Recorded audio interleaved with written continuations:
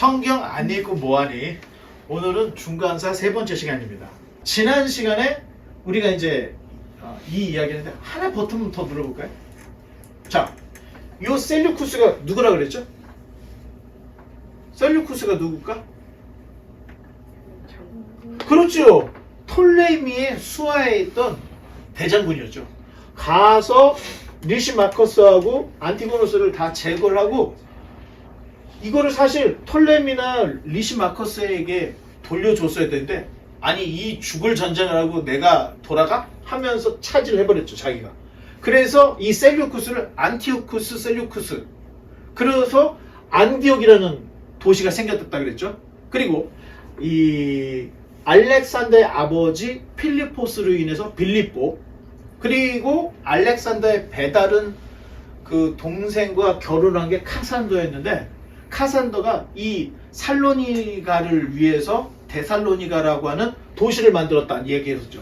그리고 셀류쿠스 때 여기 쪽에 있는 비시디아 안디옥, 그 다음에 우리가 알고 있는 요 시리아 안디옥, 시리아 안디옥이 중요한 게 최초로 그리스도인이라고 불렸던 때가 바로 이 시리아 안디옥에서 시작이 된 거예요. 그래서 예루살렘 교회보다 더 북쪽에 있지만 예루살렘 교회가 1번 교회라고 하면 2번 기독교의 중심이 안디옥이에요. 3번 기독교의 중심이 옆에 있는 에베소서 나와 있는 에베소, 그리고 로마로 건너갑니다. 그래서 교회가 중심이 계속해서 서쪽으로 갔어요. 자, 이런 것들을 보면은 우리가 이제 조금 내용을 알 수 있는데, 자, 이 셀류쿠스가 자기가 왕이 되고 나서 톨레미하고 전쟁이 일어나죠. 이게 북방왕, 이게 남방왕. 거의 150년 동안 여기서 전쟁이 일어났다고 했죠. 자, 여러분 버튼을 또 한번 눌러볼까요? 자, 150년 동안 전쟁을 했더니 무슨 일이 생겨져요? 전력 손실, 경제 파탄이 되는 거예요. 그러니까 다 시들시들해지고 있는 그 틈에 로마라는 나라가 고개를 버뜩 드는 거예요. 자, 로마가 일어나서 그때 스키피오 장군이 이쪽에 있는 여기 카르타고 있죠? 카르타고의 한니발하고 일전을 벌리죠. 그게 포에니 전쟁이에요. 두 번, 1차, 2차. 1차에서는 졌다가 2차에서는 스키피오가 이기죠. 그러면서 한니발이 다른 데로 그 망명을 가버립니다. 그러면서 로마가 이 주변에 있는 땅을 다 차지하면서, 자, 지금 이 크레타 섬이라고 그러죠. 요 크레타 섬, 키프로스 섬, 구브로 키프로스 섬 있는 데를 다 먹어요. 서쪽, 동쪽으로 로마가. 그래서 로마가 이만큼을 다 차지를 해버리는 거예요. 자, 그뿐만이 아니에요. 여기 있는 지금 이집트, 사실은 이게 다 페르시아 땅이었고 톨레미가 통치하던 데 톨레미는 다 멸망을 해버립니다. 로마가 다 쓸어버려요. 쫙 쓸어버리죠. 자, 그때 북방에 있던 살아남은 이 안티오쿠스, 이 셀류쿠스 군대가 일전을 벌이려고 최대한 군대를 끌어모아요. 그리고 이집트로 침공을 해 들어가려고 마지막 남방왕과의 전쟁을 준비해요. 그 왕이 안티오쿠스 4세 에피파네스라고 하는 왕이 이 셀류쿠스 왕조의 이 왕이었죠. 그게 에피파네스가 이제 전력을 최대한 동원해서 내려가서 이집트를 탈환하려고 갔더니 이미 로마가 차지하고 있었어요. 자, 그러니까 로마의 외교관이었던 사람이 이 에피파네스를 찾아가요. 그러면서 에피파네스 주변에 막대기를 가지고 쭉 돌면서 원을 딱 그려줘요. 딱 그리면서, 자, 이 원에서 나오기 전에 우리 로마와 일전을 벌일 것인지 아니면 말머리를 돌려서 니네 나라로 돌아갈 것인지 결정하라. 그리고 외교관이 딱 버티는 거예요. 자, 에피파네스도 못된 왕이었어요. 그런데 이 외교관한테 평생 잊지 못할 이 모멸감을 받은 거예요. 화가 머리끝까지 난 거죠. 그런데 딱 보니까 자기네 셀류쿠스의 군대하고 로마 군대는 상대가 안 되는 거야. 딱 보니까 전략적으로도. 그래서 마음을 꾹꾹 다짐하면서 돌아가야겠다 하고 그 원에서 우리는 돌아가겠다 하고 나가서 돌아가 버립니다. 자, 넘겨보면 자, 로마의 군대 이게 바로 그 안티오쿠스 4세 에피파네스인데 이렇게 이 주화가 있습니다. 주화들을 이렇게 보면 되고요. 자, 넘겨보면 자, 요게 로마 군대의 레기오예요. 레기오. 자, 로마 군대가 무서웠던 거는 자, 그리스의 알렉산더의 군대가 왜 무섭다 그랬죠? 팔랑크스, 긴 창을 고슴도치처럼 쫙 펴. 그러니까 접근을 못해. 그런데 로마는 그리스에서 사용했던 팔랑크스 그대로 써요. 그런데 여기에 엄청난 전술이 들어가. 전술. 그냥 무대뽀로 싸우는 게 아니라 전술을 가지고 싸우니까 웬만한 민족들은 이 팔랑크스를 뚫을 수도 없고 전술을 이겨낼 수가 없었던 거예요. 그래서 로마의 군대가 엄청나게 무서웠는데 자, 로마의 군대를 라틴어로 레기오라고 합니다. 이 군단을 레기오. 자, 헬라어로는 레기오를 레기온이라고 불러요. 레기온. 그래서 우리 성경에는 레기온이라고 되어 있거든요. 로마의 군대를. 자, 헬라 언어권에서 쓰는 라틴어 외래어가 레기온이 된 거고 라틴어는 레기오예요. 자, 이런 걸 좀 혼돈하지 않게 좀 해놓을 필요가 있고. 자, 레기온 하면은 군단급수로 생각하면 돼요. 그래서 한 1000명 정도가 한 레기온이다. 자, 그 언제 나오냐면 복음서에 가보면 거라사에 그 귀신 들린 사람 있잖아요. 예수님 너 뭐냐 그랬더니 저는 군대 귀신입니다. 레기온입니다. 그때 나와. 그게 무슨 뜻이에요? 로마의 군단을 이야기한다. 1000명 정도를 얘기해요. 그러니까 한 사람 몸에 지금 귀신이 몇 마리가 들어가 있다는 거예요? 레기온 1000개 정도의 그 군대 귀신이 한 사람에 들어가 있었다는 거예요. 그래서 이걸 이용해서 엑소시스트 뭐 그 공포영화 많이 나와 있죠. 막 뭐랄까 다중인격 뭐 이런 게 다 여기서 나오는 겁니다. 자, 여러분들 이제 참고해 보시면 그래서 군대 귀신은 로마의 군단만큼 많이 있다 할 때 레기오로 처음에 우리 성경에 딱 등장합니다. 자, 그다음 자, 애굽에서 철군을 결정했던 그 에피파네스가 돌아가는 길에 들리는 데가 있어요. 항상 어딜 들려요? 그렇죠. 유대 땅을 지나가게 되는 거예요. 자, 예루살렘을 들려서 그냥 자기가 지금 당했던 수모 이 분풀이를 예루살렘에 다 퍼붓는 거예요. 자, 에피파네스의 분풀이는 그냥 막 무대뽀로 한 게 아니고 아예 헬라 문화를 아주 그냥 강압적으로 유대인들에게 강요를 하는 거예요. 에피파네스는 다니엘에서 예언처럼 서지 못할 것에 서는 자, 건드리지 말아야 될 성전을 건드린 사람이에요. 알렉산더도 예루살렘 성전을 안 건드렸죠. 근데 이 에피파네스가 아예 깡다구를 엄청 부린 거예요. 성전에 돼지피를 뿌렸어. 그리고 제우스 상을 닮은 자기 신상을 만들어서 성전에 세워요. 그리고 성경을 불태웠습니다. 구약 성경을. 야, 이 정도면 보통 나쁜 놈이 아니죠. 이 정도면.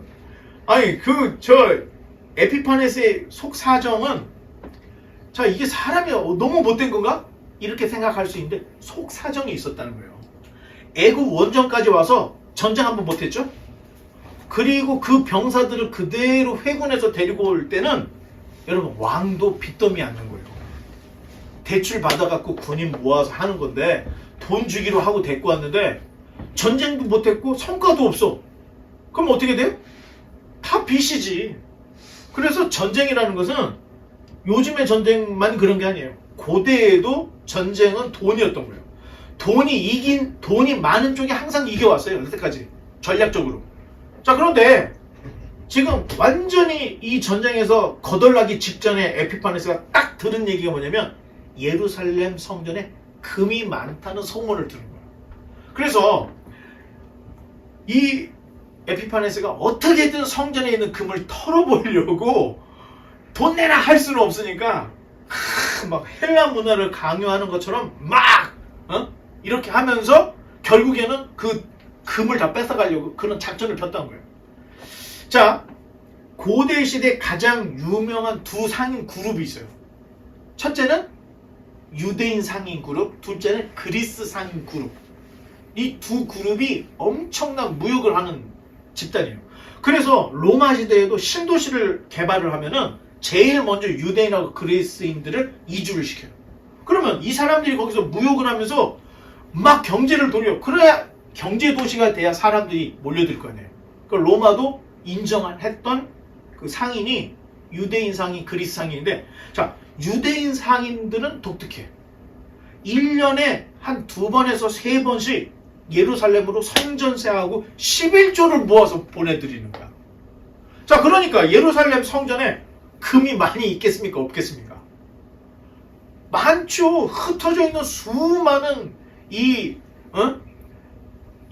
디아스포라 유대인들이 돈을 벌어서 유대 성전으로 계속 보내오는 거예요. 성전세도 보내고 11조를 드리는 거야. 그러니까 엄청나게 시간만 가면 돈이 계속 쌓이는 거예요, 성전에는. 그러면 돈이 계속 쌓이면 돈으로 다 보관할 수 없으니까 어떻게 해요? 금으로 바꿔서 계속 쌓아놓고 있는 거야.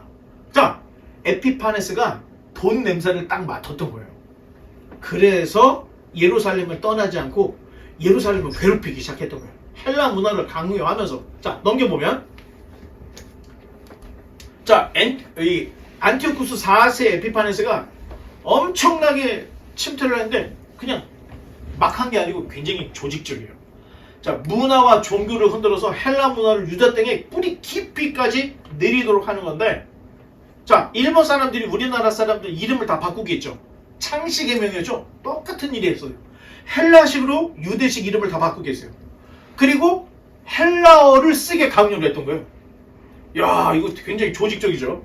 자, 이에 대한 유대인들의 저항도 만만치 않았는데, 아니, 칼을 들이대고 헬라말 쓰고 돼지고기 먹으라고 하니까 다들 먹기 시작하는 거예요. 자, 한 번은 에피파네스가 모딘이라고 하는 마을로 사절단을 보낸 거야. 이름이 사절단이고 헬라 문화를 강요하기 위해서 사람들을 보낸 거예요. 딱 그랬더니 문화를 다 헬라 문화로 써야 된다. 이제부터 헬라어를 써야 되고 헬라 이름 바꿔야 되고 돼지고기도 먹어야 되고 이제 너희들 예배 못 드려. 그러면서 칼을 딱 들이댄 거야. 그랬더니 어떤 한 유대인이 알겠습니다. 제 이름은 이제부터 헬라식으로 이름을 바꾸고 돼지고기 먹으면 돼지고기를 먹어버린 거야. 유대인이. 그걸 보던 모딘의 제사장 마따디아가 칼을 빼서 목을 쳐. 유대인의. 그리고 에피파네스가 보냈던 사절단을 다 죽여버려요. 사절단을 다 죽이면 무슨 일이 생기는 거예요? 전쟁의 선전포고라 그랬죠? 자, 그러면서 유대주의 혁명이 일어나. 한번 눌러볼까요? 자, 혁명이 일어나. 자, 아버지가 마따디아야. 그리고 5 아들이 있었어. 요한, 시몬, 유다, 엘르아살, 요나단. 이때 셋째 아들이 제일 똑똑했던 것 같아. 유다가 원래 이름이고 이 유다가 쓰던 무기가 철퇴예요.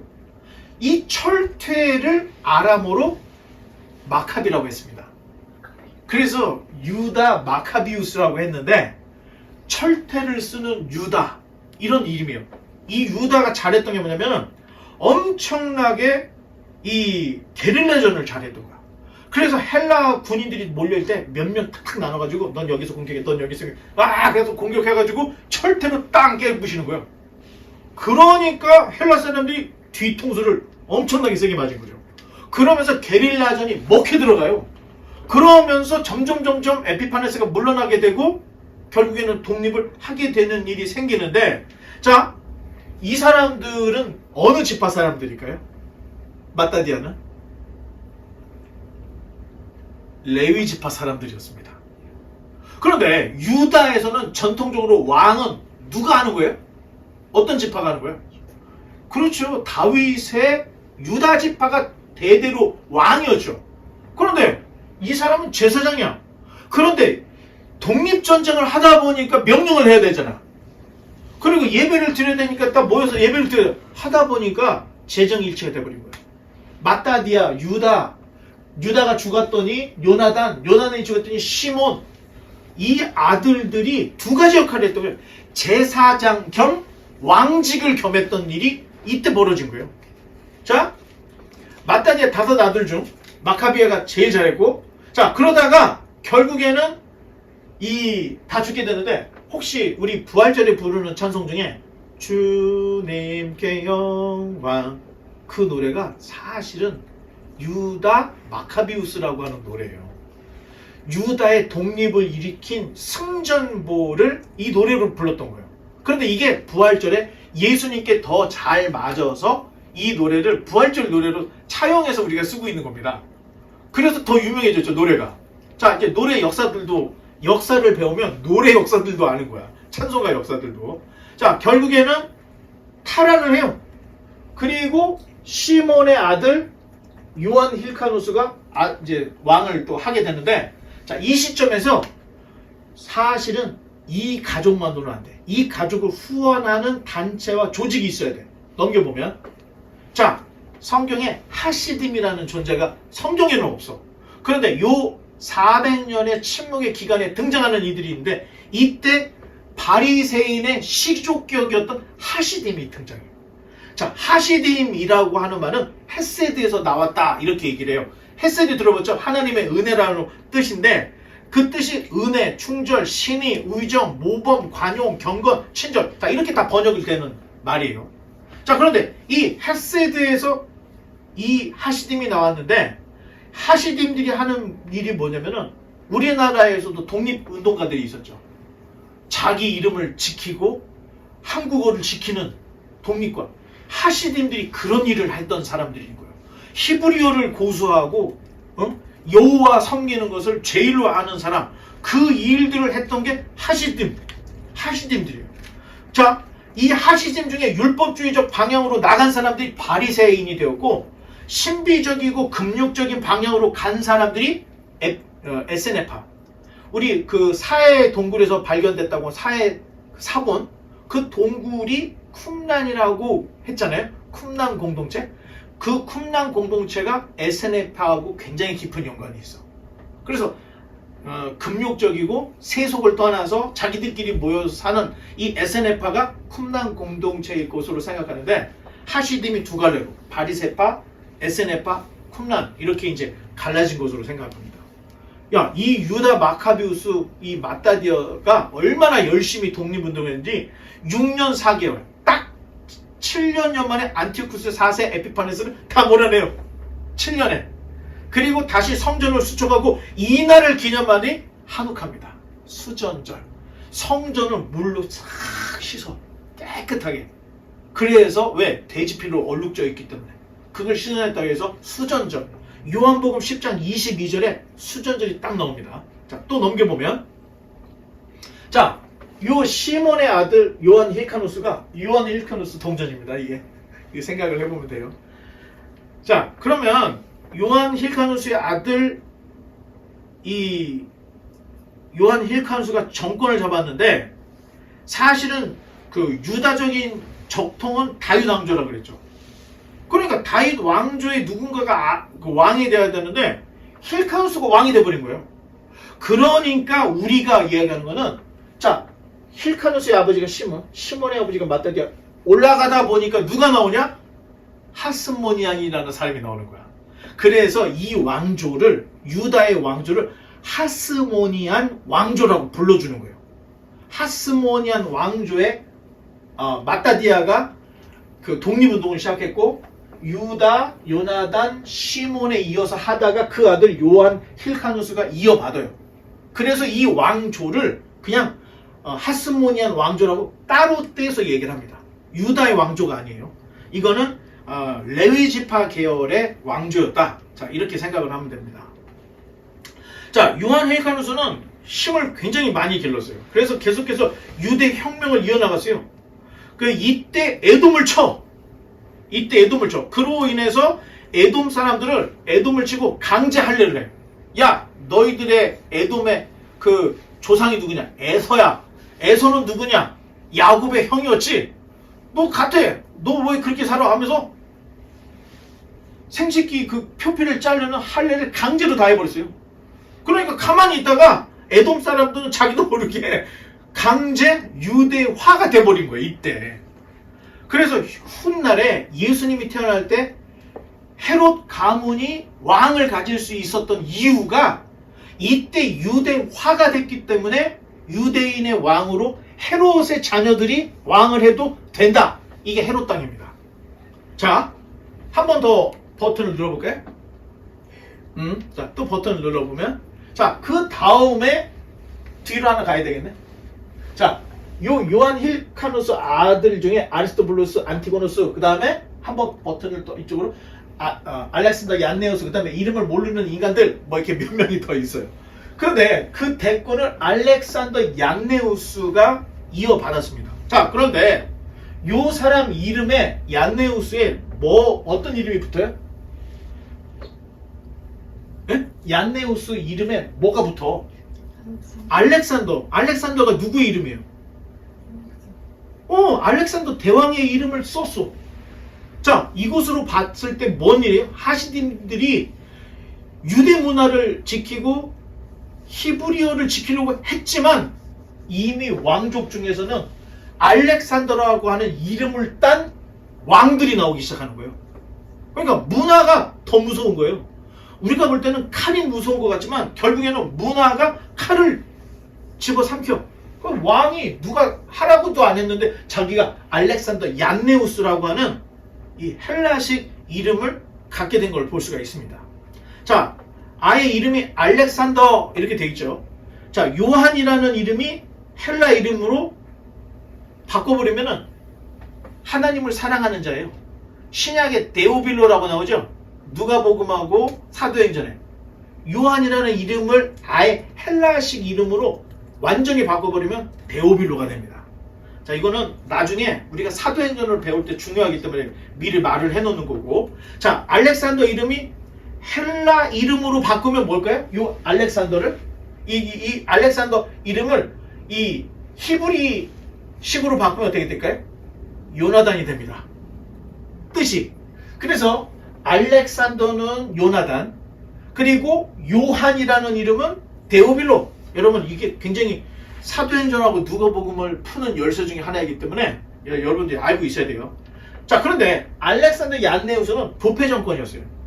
자, 전쟁을 할 때는 정직하게 하다가 전쟁이 끝나면 갑자기 총선을 안 해. 집안이 난리가 나는 거예요. 이게 이런 사람이었던 거예요. 자, 알렉산더는 이 아첨을 좋아해. 그래서 전쟁이 딱 끝나면 신하들을 다 불러놓고 파티를 하면서, 자, 나 어땠어? 하고 물어보는 거야. 이 알렉산더 얀네우스가. 그러면 대왕이시여, 당신은 최고의 왕이십니다. 이렇게 얘기를 해주는 거야. 자, 버튼 하나 눌러볼까요? 자, 한 번만 더 눌러볼까요? 그렇죠? 자, 당신은 최고입니다 하고 얘기를 해요, 사람들이. 그러면 얀네우스가 그럼 그렇지 하다가 바리새인의 수장이었던 엘르아살이라는 사람에게 이보시오, 엘르아살 말 좀 해보시오. 그랬더니 네, 알겠습니다 대왕님 하면서 벌떡이어서 뭐라고 했냐면, 당신은 훌륭한 왕입니다. 그런데 진짜 훌륭한 왕이 되려고 하면 왕직에서 내려와야 됩니다. 이게 뭔 소리요? 당신은 이스라엘의 적통인 다윗 계열이 아니지 않습니까? 당신의 어머니가 아시리아로 끌려갔다 왔는데 당신이 누구의 아들인지 우리가 어떻게 알겠습니까? 그러니 혈통을 봤을 때 당신은 다윗 혈통이 아니기 때문에 왕직에서 내려와야 진정한 왕이 됩니다 하고 얘기를 했더니 그날 잔치는 완전히 끝장난 거죠. 이 지금 얀네우스가 화가 엄청났고 바리새인들에 대한 이 박해가 이제 시작이 되는 거예요. 엄청난 박해를 해요. 아니, 그런데 이런 상황에서 사두개인 하나가 탁 얀네우스에게 뭐라고 얘기냐면, 왕이시여, 엘르아살이 한 얘기 들으셨죠? 들었어. 사실은 그 얘기는 엘르아살만의 이야기 아니라 모든 바리새인들의 생각을 엘르아살이 대변한 것입니다. 그랬더니 뚜껑이 열려버린 거죠. 얀네우스가 뚜껑이 열려버린 거야. 그때부터 바리새인과 사두개인은 물과 기름이 돼버린 거예요. 합쳐질 수가 없어. 완전히 철천지 원수가 돼서, 자, 신약 성경에서 봐도 예수님을 사이에 놓고 둘이 싸워. 항상 싸워. 바리새인하고 사두개인은. 자, 이럴 때 이런 역사들이 성경에 없는 내용이 있기 때문에 철천지 원수가 된 거예요. 자, 넘겨보면, 하나만 더 넘겨보면. 자, 그 일로 바리새인들을 얀네우스가 엄청 박해를 해요. 너무 박해를 받다 보니까 바리새인들이 어떻게 생각하면, 야, 차라리 아수르에서 용병을 좀 사다가 얀네우스를 좀 제거해버리자. 이렇게 생각을 한 거예요. 자, 그런데 이게 실수였던 거예요. 돈을 주고 용병들을 데려왔더니 용병들이 하라는 일은 안 하고 매일 돌아다니면서 약탈하러 다니는 거야. 약탈하고 여인들이나 찝쩍거리고 앉아있고 이러니까 바리새인들이 뒤늦게 후회. 야, 우리의 정적을 없애려고 외적을 들였더니 외적이 더 큰 적이 돼버렸구나. 그런데 생각을 해보니까 이 아수르 군대는 군인이야. 이 바리새인들이 어떻게 손을 쓸 수가 없는 거예요. 그래서 얀네우스에게 찾아갑니다. 얀네우스시여, 사실은 이만저만해서 우리가 아수르 군대를 불려드는데 아수르 군대가 더 큰 문제입니다. 우리하고 힘을 합쳐서 아수르 군대를 물리칩시다. 그랬더니 얀네우스가 좋다. 니네가 그렇게 얘기했으니까 같이 한번 쓸어버리자. 전쟁을 일으켜가지고 막 쓸어내버렸어요. 다 쓸어냈을까요? 못했을까요? 쓸어냈습니다.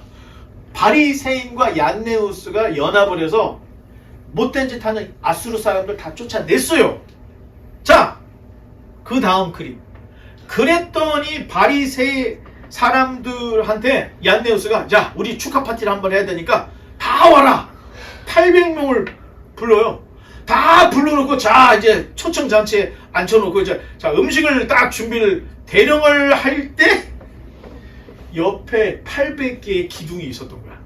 따따따따따따따 800개. 그리고 그 안에 모여서 잔치를 하려고 했는데, 갑자기 군사들이 나오면서 바리새인들 다 한 명씩 잡아가지고, 십자가에다 매달아버린 거예요. 800명, 바리새인들. 다 매달아 놓고, 자기 혼자 술판을 얀네우스가 합니다. 하면서, 야, 이거 맛있네 하면서, 이 시원한 것 좀 하면서, 근데 바리새인들 십자가에 달려. 이곳으로 붕이 안 풀린 거야. 이 지금 800명의 가족들을 다 불러들여.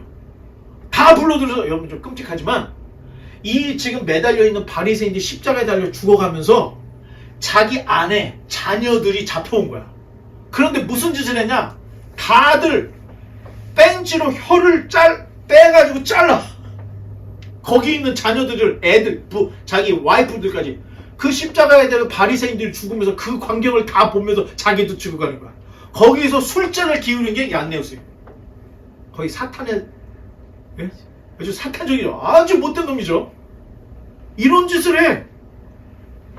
그런데 이런 일을 하고 나서 중병에 걸려요. 얀네우스가. 죽을 병에. 그걸 시름시름 앓는 거야. 자, 그랬더니 얀네우스가 자기 와이프 알렉산더 살로메를 불러요. 딱 부르면서 뭐라고 했냐면, 보시오 부인, 내가 왜 바리새인을 이렇게 미워했는지 나도 모르겠어. 내가 곰곰이 생각해보니까 진짜 나쁜 놈들은 바리새인들이 아니라 사두개인들이 나쁜 놈이었어. 내가 이용당한 것 같아. 그런 얘기를 하면서, 내가 죽으면 왕권을 살로메 당신에게 줄 테니까 당신은 바리새인들에게 따뜻하게 대해주시오 하고 죽어. 미쳤지? 그리고 죽어요. 자, 이렇게 유언을 남기고 얀네우스는 죽어요. 그리고 살로메가 왕비가 됩니다. 넘겨보면, 자, 얀네우스의 유언대로 알렉산드리아 살로메가 대권을 이어갔습니다. 그런데 왕자에 앉자마자 살로메가 모든 바리새인 또 불러들이는 거야. 그러니까 이번에는 바리새인들이 오들오들 떠는 거야. 왕도 저렇게 못됐는데 여자는 얼마나 더 악독할까 하면서 부들부들 떨면서 갔어.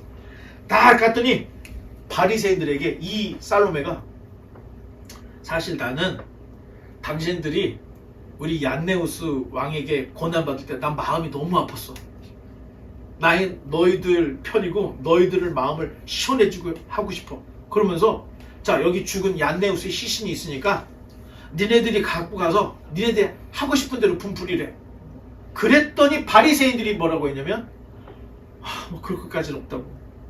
이렇게까지 우리에게 선처를 베풀으면 이걸로 되고 우리 이 얀네우스의 장례를 아주 거대하게 치러줍시다. 국장으로 치러줍시다. 해가지고 얀네우스의 장례식을 멋들어지게 해서 얀네우스를 보내고, 그 다음에 바리새인과 살로메가 친하게 지내요.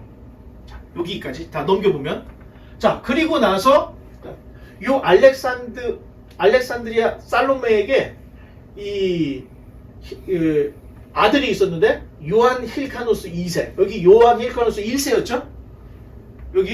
여기는 요한 힐카누스라고 이름을 똑같이 쓴 2세. 그리고 아리스토블루스. 자, 넘겨봐요. 자, 요게 요한 힐카누스의 코인. 요게 아리스토블루스의 코인. 자, 두 아들이 있었어요. 자, 문제는 뭐냐? 권력 다툼이 시작이 되는 거야. 바리새인들은 당연히 장남이었던 요한 힐카누스 2세가 왕이 돼야 된다고 그랬고, 사두개인들은 야, 능력을 따져서 아리스토블루스 2세가 왕이 돼야지 하면서 둘이서 이제 권력 싸움이 시작된 거야. 자, 이 권력 싸움을 하다가 큰아들이었던 요한 힐카누스가 잠깐! 나는 권력 필요 없어. 그냥 이 아리스토블루스에게 모든 권한을 다 이양하고 나는 그냥 내려와. 평범하게 살고 싶어. 그렇게 된 거예요. 그래서 내려왔는데 요한 힐카누가 생각할 때 잠깐, 내가 이걸 내려놓고 나가면 아리스토블루스가 나를 암살하겠지? 내가 어디로 망명을 갈까 하다가 생각을 해보니까 헤롯 안티파터가 있는 거야. 그래서 헤롯 안티파트레에게 내가 망명을 가고 싶은데 받아줄 수 있어? 우리가 받아주겠어 해서 요한 힐카누스 2세는 이 헤롯 가문에 숨어 들어간 거예요.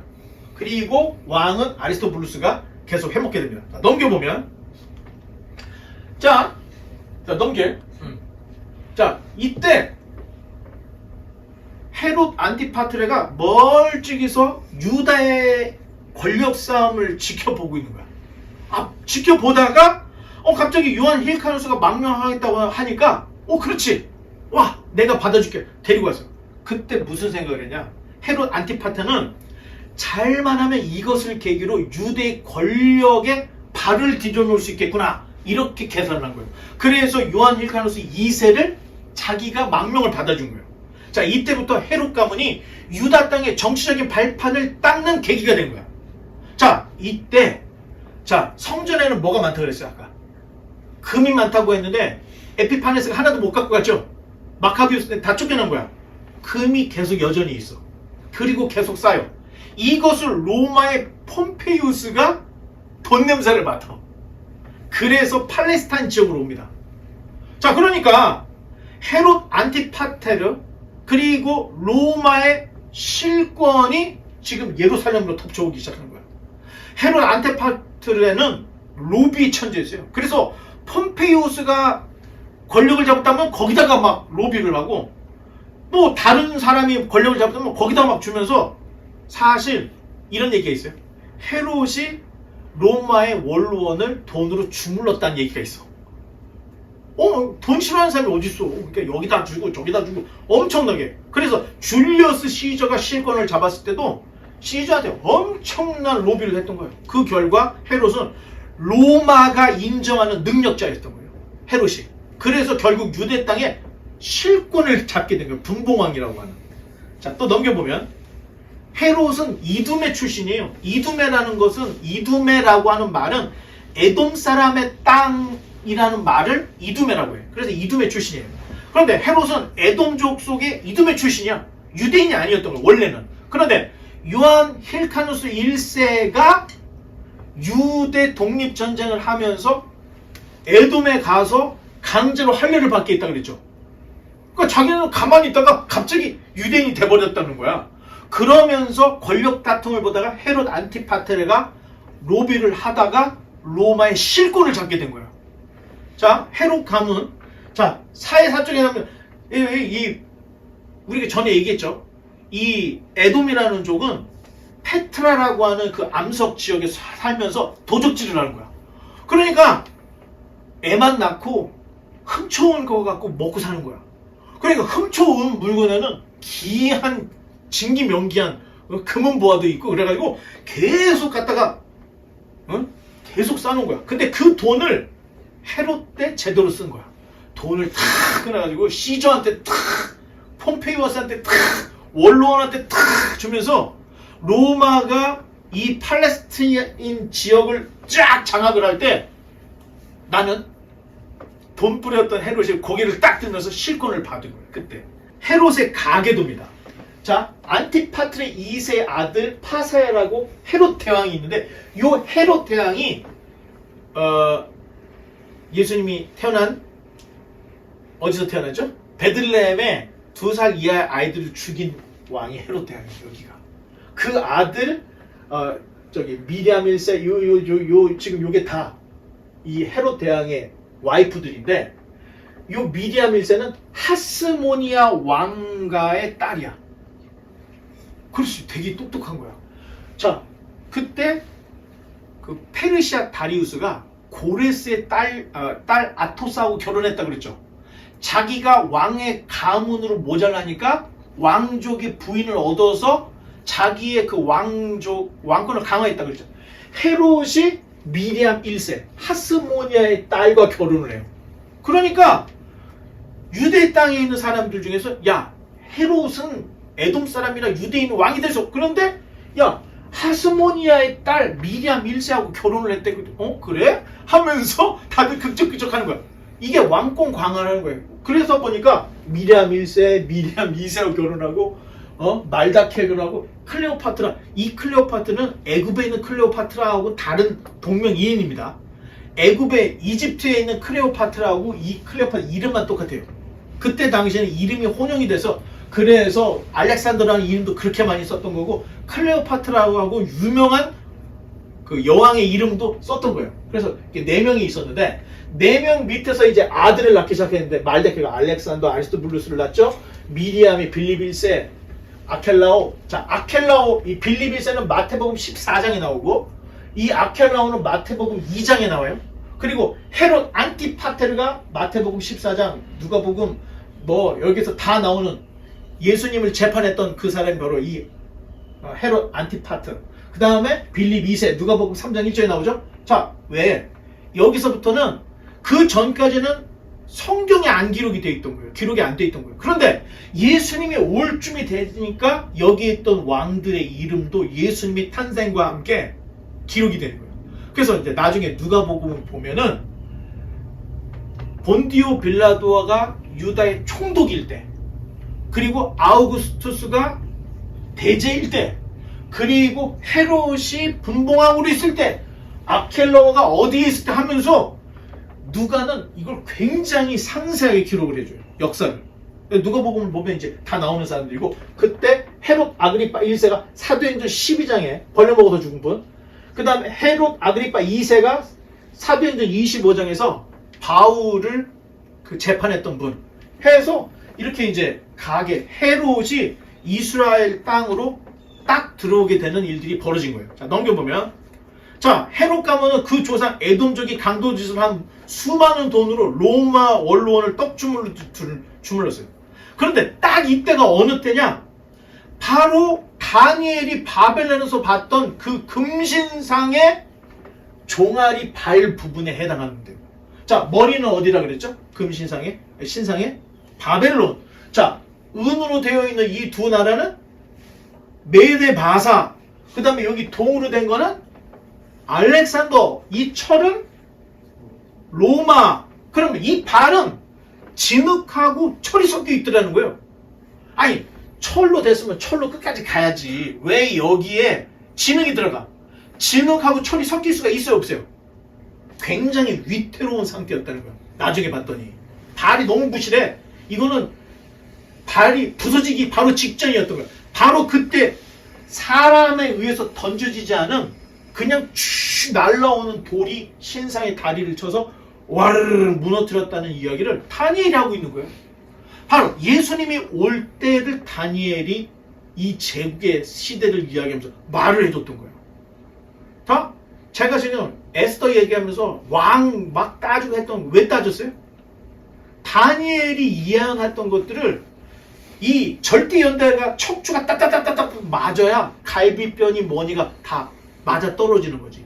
이게 다 맞지 않았는데 어떻게 다니엘이 이야기했던 예수님 올 때가 이게 맞을 수가 있겠어요? 그러니까 이거 굉장히 중요한 거예요. 자, 어떤 사람들은 아우 예수님 믿고 구원받으면 되지 뭘 이렇게 복잡하게. 우리가 믿는 예수님이 성경에 기록되어 있는 예수님을 믿는 거예요. 예수님의 가장 많은 기록이 성경에 있으니까 우리가 믿는다 할 때는 성경을 믿는 거예요. 그런데 성경에 수많은 에러가 있고 오류가 있다고 하면 이건 맹신 미신이지. 그러면 우리가 머리띠 졸라매고 끝까지 찾아내야 돼요. 그래서 찾아낸 게 에스더의 남편이 크세르크세스가 아니고 다리우스일 가능성이 훨씬 높다는 걸 말을 했던 이유가 그래야 오류를 줄여 나갈 수가 있는 거예요. 우리는 미신이 아닙니다. 자, 넘겨보면 자, 이때로부터 이게 지금 누구예요 이게? 예수님. 빌라도 이제 이때 시대에 왔는데 유대의 실권은 누가 갖고 있어? 실권? 죽이고 살리는 실권은 누가 갖고 있어요? 로마! 왕권은 누가 가지고 있었어요? 헤롯! 문화는 무슨 문화예요 지금? 헬라 문화에 다 잠식되고 있던 거예요. 만약에 그리고 유대의 종교는 4분 5열 되어 있어요. 에세네파, 바리세파, 사두개파, 열심당 해갖고 사실 더 세분하게 따지면 엄청나게 지금 종교전쟁이 벌어지고 있는 거예요. 그 안에서도. 만약에 예수님이 이때 오지 않고 20년에서 30년만 더 늦게 왔으면 유대는 유대의 정체성을 다 잊어버리는 거예요. 끝장나버리는 거예요. 마지막 그 끝트리에 예수님이 딱 오셨던 거예요. 예언의 성취로. 바로 그때 예수님의 오심을 알리는 목소리가 있었죠. 그게 바로 세례 요한입니다. 세례 요한이 광야에서 회개하라! 천국이 가까웠다! 했더니 사람들이 세례 요한의 소리를 듣고 다 세례를 받았는데 만약에 세례 요한이 엘리야가 아니었다면 그렇게까지 선풍적인 인기를 끌을 수가 없었던 거예요. 왜? 엘리야가 왔다 하니까 시골에서까지 와가지고 세례 요한에게 세례를 받았던 거야. 말라기서에 나와 있는 엘리야가 다시 올 것이다 했던 그 엘리야가 세례 요한이라고 사람들이 생각해서 유대 땅의 절반 이상이 3분의 2가 와서 세례 요한에게 세례 회개를 받았던 거예요. 아니, 심지어는 로마 병사들까지 와서 받았고 예수님까지도 세례 요한에게 세례를 받았던 거예요. 왜? 엘리야가 왔다 하니까. 그래서 제자들이 예수님께 물어요. 엘리야가 온다고 했는데 언제 와요? 왔잖냐? 니네들이 죽였잖냐? 하면서 예수님이 얘기를 하잖아요. 자, 이런 이야기들이 성경에 기록이 되어 있는 거예요. 역사와 성경을 모르면 하나도 모르고 하나도 맞지도 않는 걸 이렇게 대충. 여러분, 신앙 비슷하다 할 때는 신앙이 아니에요. 신앙 비슷한 거는 비슷하다는 건 아닌데 유사하다는 얘기잖아요. 우리의 신앙은 비슷한 거 이 정도는 안 된다는 거예요. 명확하게 알고 명확하게 고백을 할 수가 있어야 되고 여러분들이 누구하고도 이야기를 하면 얘기를 해줄 수 있을 정도가 돼야 내끼게 된 거예요. 자, 하나 더 넘겨보면 예수님께서 오신 목적이 수백 가지 수천 가지가 되는데 그 중에서 6가지만 말씀을 드리면 예수님은 하나님을 계시하시기 위해서 오신 거예요. 율법으로는 하나님을 완벽히 알 수가 없는 거예요. 그런데 예수님이 오셔서 영이신 하나님을 얘기해 준 거야. 그 전까지는 어떻게 됐어요? 환상 중에 뭐 생의 바퀴가 있고 뭐 보좌가 있고 이 정도밖에 안 됐잖아. 근데 예수님이 와서 딱 얘기해요. 하나님은 영이시다. 하나님을 완벽하게 계시하시기 위해서 예수님이 오신 거예요. 두 번째, 성육신하신 예수 그리스도는 완전한 하나님, 완전한 사람으로 이 땅에 오셨던 거예요. 자, 그래서 죄 없는 예수님이 오셔서 죄인들을 구원해 주시고 모든 사람은 다 죄인인데 죄가 없는 사람의 원형이 누구인지를 예수님이 보여준 거예요. 예수님 화냈어요, 안 냈어요? 예수님은 화냈어요, 안 냈어요? 화냈잖아. 성전에 가서 다 뒤집어 버리고. 하지만 예수님에게 죄가 있어요, 없어요? 이유를 알면 화를 내신 이유가 있어요. 그리고 그걸 의분이라고 얘기하잖아요. 사람이라면 항상 좋게만 하는 것은 병자예요. 희노애락이 있어요. 감정이라는 것에는 분노도 있고 다 있는 거예요. 예수님은 지극히 정상이었음에도 불구하고 죄를 짓지 않더라는 거예요. 그래서 죄 없는 사람의 원형의 모습을 예수님이 오신 복음서 마태, 마가, 누가, 요한을 읽어보면 죄 없으신 분의 모습이 어떤 분이구나 우리가 모델을 찾을 수 있다는 거예요. 세 번째, 사탄을 보여주고 마귀를 드러내려고. 구약에 사탄이라는 말이 있어요? 마귀라는 말이 있어요? 거의 안 나와요. 그런데 예수님이 딱 오셔서 딱 가는데 마귀들이 어이구 하나님의 아들이시여 예수님을 알아봐. 그랬더니 나와 했더니 나오잖아. 그러면서 예수님이 보이는 게 사탄의 실체를 보여주고 마귀가 있다는 걸 예수님이 보여줘요. 네 번째, 예수님은 계시의 완성자야. 구약에 있는 율법은 누구라도 모세 할아버지라도 다 이룰 수가 없어요. 그걸 어떻게 그대로 지켜요? 그런데 예수님이 이 땅에 오심으로 인해서 그 의문에 쌓였던 율법을 답을 주신 거예요. 너희는 죄인이고 구세주를 믿어야만 하나님께 나아갈 수 있다고 하는 계시의 완성. 모든 구약이 계속해서 화살을 쏘았던 게 지금은 안 되지, 지금은 어렵지, 하지만 그분이 오시면 될 거야, 그분이 오시면 될 거야 했는데 그분이 오셨어. 예언의 성취로 오셨다는 거예요. 다섯 번째, 예수님께서는 자기 피를 통해 우리 죄와 허물을 담당하시고 우리의 심판과 저주, 사망의 사슬을 끊으려고 이 땅에 오셨다는 겁니다. 그래서 그분이 아니고서는 누구도 하나님 앞에 갈 수 없어요.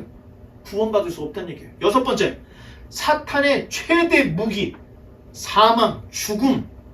이 사망과 죽음의 권세를 깨트리려고 예수님이 오셨다는 거예요.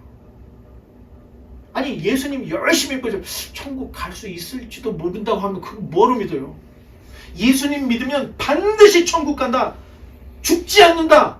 아 그러니까 목숨 걸고 믿는 거 아닙니까? 이것을 위해서 예수님이 오셨다는 거예요. 그거를 자기의 죽음과 부활로 보여주셨고 자기가 승천하는 모습으로 통해서 부활하게 되면 이런 모습이 될 거라는 걸 우리에게 소망으로 주신 거예요. 그리고 모든 사도들이 마라나다. 주님 다시 오신다는 거예요. 초림에 사람으로 태어난 게 아니라 예수님이 이번에 오실 때는 철장의 권세를 가지고 심판주로 오신다는 것을 우리에게 말해주고 있다는 겁니다. 자, 이 모든 것들 구약을 모르면 예수님이 신과 신인